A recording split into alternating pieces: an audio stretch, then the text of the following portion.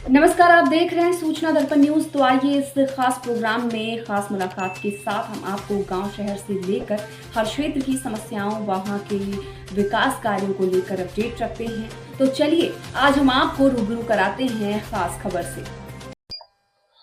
सूचना दर्पण न्यूज से किशन सोलंकी। हम अभी पहुंचे हैं ग्राम पंचायत मेहसाणा। इसके जो वर्तमान सरपंच है श्रीमती लक्की बाई और उनके जो प्रतिनिधि है अंबालाल जी गमार, उनके पुत्र, वो हमारे साथ हैं। उनसे हम बातचीत करेंगे जैसे ग्राम पंचायत के मुद्दों की और विकास की बात करें तो जैसे धरातल पे शिक्षा है, पेयजल है, रोडें हैं, इनके प्रति बात करेंगे और जानकारी लेंगे कि ग्राम पंचायत मेहसाणा में कितना कितना विकास हुआ है, क्या क्या मुसीबतों का सामना करना पड़ा है पूरे कार्यकाल में। सरपंच साहब नमस्कार। नमस्कार, आपके चैनल की हार्दिक शुभकामना जी। तो सबसे पहले आप अपना एक राजनीतिक परिचय बताइए, क्योंकि आप एक युवा है, ऊर्जावान है। आजकल बात करें राजस्थान की राजनीति की तो बहुत ही बढ़ चढ़ के युवा है जो हिस्सा ले रहे हैं। तो राजनीतिक परिचय बताइए कि राजनीति में कब से इंटरेस्टेड है। सर, मैं जब 12वीं पास होने के बाद मैं कॉलेज में एडमिशन लिया, फर्स्ट ईयर से ही मैंने राजनीतिक में इंटरेस्टेड था। बिल्कुल। फर्स्ट ईयर में मैं चुनाव लड़ा संयुक्त सचिव पद पे, तो उस समय चुनाव नहीं हुए। बिल्कुल। उसके बाद मैंने राजनीतिक करियर मैंने कॉलेज से चालू कर दिया। बिल्कुल। उसके बाद मेरा एक अंकल का भाई लड़ा, कुछ चुनाव कुछ वोटों से वो हारा था। बिल्कुल। और उसके बाद मैंने जीवन परिचय राजनीतिक से मैं करूंगा, यूं मेरे पूरा यानी कि यहाँ ठान लिया राजनीति करनी है। बिल्कुल। उसके बाद एक मेरा साथी विद्या भवन से चुनाव लड़ा था, अनिल जी वडेरा। बिल्कुल।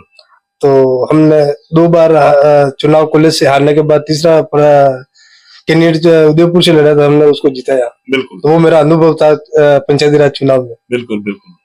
यानी कि फूलचंद जी जैसे कॉलेज से राजनीति में आए, वैसे आप आए। हाँ, यानी कि राजनीति आपकी कॉलेज लेवल से स्टार्ट है। बिल्कुल, बहुत ही अच्छा। तो जैसे सरपंच आप बात करते हैं अपनी ग्राम पंचायत अपनी मेहसाणा की, तो इसके अंदर शिक्षा का स्तर कैसा है? क्योंकि आप एक युवा हैं, ऊर्जावान है, पढ़े लिखे हैं, तो शिक्षा का स्तर कैसा है ग्राम पंचायत में अभी वर्तमान पहले से तो अभी थोड़ा ठीक है जी, अच्छा चल रहा है। अब हर गांव में सीनियर स्कूल भी हो गई है। पहले जाने आने की लोगों की समस्या थी जी, और आजकल लोग हर चीज में जागरूक है और पढ़ाई कर रहे हैं। बिल्कुल। तो आपने कभी विद्यालयों का निरीक्षण किया जाके, कोई टीचरों का या कोई बिल्डिंगों का? क्योंकि हमने कई ग्राम पंचायतों में देखा है कि जो विद्यालयों की जो बिल्डिंग है बहुत ही जर्जर हालात में है, और अभी जैसे पीछे बारिश का समय था, बहुत ही भयंकर बारिश थी, तो उसमें जान मान हानि की घटना कभी भी हो सकती थी। तो आपने कभी निरीक्षण किया कोई टीचरों की कमी या बिल्डिंगों में ऐसा कुछ आपको कोई जर्जर हालात लगी? जी सर, हमने चुनाव जीतने के बाद एक आदर्श पंचायत हमारी मेहसाणा बनी। उसमें हमने हर कार्य योजना बनाई। स्कूल में कोई हर बिल्डिंग वर्क में पानी जर्जर हो रहा था, तो हमने आदर्श पंचायत में एक कार्य प्रोजेक्ट बना। आदर्श पंचायत से हमारे को काम मिले, तो हर स्कूल में हमने चाइना म्यूजिक कराई। बिल्कुल, टोटली स्कूल में हमने कार्य कराया। बहुत ही अच्छा कि एक युवा होने के नाते ग्राम पंचायत मेहसाणा में जैसे शिक्षा के ऊपर इन्होंने जैसे ध्यान दिया है, बहुत ही अच्छा। क्योंकि शिक्षा एक जीवन है। शिक्षा आज जो है, शिक्षा जो जीवन आज के युग में जो जीवन है वो शिक्षा के ऊपर डिपेंड है, क्योंकि शिक्षा नहीं है तो कुछ नहीं है। तो जैसे सरपंच आप बात करते हैं नरेगा की, नरेगा एक केंद्र सरकार की योजना है, तो नरेगा के अंदर लोगों को रोजगार कितना दिया इस कार्यकाल में? इस कार्यकाल में हमने अच्छा लोगों को रोजगार दिया, आज भी चल रहा है। बिल्कुल। और अभी भी चालू ही है जी, और रोजगार में कोई कमी नहीं सर। जी जी। तो सरपंच अब जैसे बात करते हैं अपन, आपके और भी साथी है जनप्रतिनिधि, उनसे हम मिले थे, तो सबसे जानकारी मिली कि जैसे जो इसके अंदर नरेगा के अंदर पक्के और कच्चे वर्ग का जो 60-40 का रेशा है, उसके अंदर पक्के वर्ग का जो माल मटेरियल का बजट है वो समय पे नहीं आने के कारण आज ग्राम पंचायतों में जो विकास की गति है वो बिल्कुल ठप पड़ी और धीमी पड़ी है। इस पे आप क्या कहेंगे? सर, क्या कि हमने भी काम करा है, तो अभी 2-2 सालों का पैसा बाकी है। बिल्कुल। अब ठेकेदार कोई काम करने के लिए कोई इच्छुक ही नहीं है। बिल्कुल। तो समस्या तो काफी आ रही है सर। बिल्कुल। तो भी हमारे लोगों को चलाना पड़ रहा है, तो रोजगार तो नहीं पड़ रहा है। बिल्कुल, क्योंकि एक ये आन बान शान की बाजी हो गई। क्योंकि जब आप चुनाव लड़े थे, जनता के बीच में जाके वोट मांगे थे, उस टाइम आपने बहुत बड़े बड़े वादे किए थे, हम आपके ये करवाएंगे ये करवाएंगे, लेकिन बजट नहीं आने के कारण आप उन वादों पे खरा नहीं उतर पा रहे हैं। यही है ना? जी जी बिल्कुल सर। बिल्कुल, क्योंकि सर अब जैसे अभी आगे चुनाव आ रहे हैं तो इसमें वापिस आप अगर दावेदारी जताते हैं तो उसमें आपको दिक्कतें तो आएगी, दिक्कतों का सामना करना पड़ेगा, क्योंकि जनता वही मुद्दा रखेगी आपके आगे।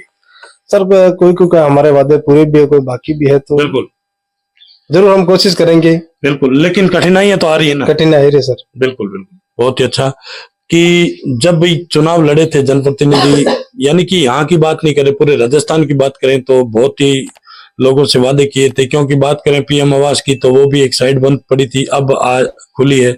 उसमें भी जो टारगेट आज जिस पंचायत का 100-200 का है तो उसको 20-30, 10-20, 50 दिए जाए, यही बात है ना? जी जी बिल्कुल सर जी। तो उसमें भी बहुत बड़ी दिक्कतें आएगी चुनाव वाले समय में आगे, कि जनप्रतिनिधि किस मुंह से जाके वहां उनसे वोट मांगेंगे, किस तरीके से बात करेंगे, ये इन पे निर्भर करता है। तो जैसे बात करते हैं सर, मतलब अपने एक केंद्र सरकार और स्टेट गवर्नमेंट की एक और योजना चल रही है अभी वर्तमान में, उसमें भी 60-40 का रेश है, स्टेट की और केंद्र की, जल जीवन मिशन योजना, जो घर घर नल योजना, उसके तहत अपनी ग्राम पंचायत में कैसा विकास हुआ, क्या चल रहा है क्या नहीं? सर हमारे यहाँ तो कुएं तो खुद गए हैं। बिल्कुल। और अभी टंकी का काम चालू है जी। और टंकी जो ये फसल कटने के बाद हम लाइनें बिछवा देंगे बहुत जल्द है। बिल्कुल। जल जीवन मिशन वाले ठेकेदार से मिल मिला के काम चालू करवा देंगे। बिल्कुल बिल्कुल। अब फसल करते ही, अब क्या फसल की वजह से हम रुके हुए हैं। जी, जी। बाकी हम हमारी बातें चल रही है, बाकी करते ही हम चालू करवा देंगे। जी। तो जैसे सर बात करते हैं अपन अपने इस क्षेत्र की, ये ट्राइबल बेल्ट है, यहाँ एक मजदूर वर्ग का बेल्ट है, कोई खेती बाड़ी भी ज्यादा विशेष नहीं है जी। तो यहाँ के युवा है और यहाँ के किसान है, उनके लिए आपके क्या प्रयास रहेंगे? सर अब ज्यादा तो है नहीं, यहाँ के लोग जो मजदूरी करने जाते हैं। बिल्कुल। ज्यादा तो, और ज्यादा से ज्यादा हम यहाँ रोजगार उपलब्ध कराते हैं। बिल्कुल। हमारे पास पूरी पंचायत में लगभग 500 लेबर चलती है। बिल्कुल। तो हमारे ये प्रयास है कम ज्यादा से ज्यादा तो क्या लोगों को बाहर पलायन नहीं करने दे, यही रोजगार दे रहे हैं। बिल्कुल, ये हमारी पूरी प्रयास चल रहा है। जी, बहुत ही अच्छा।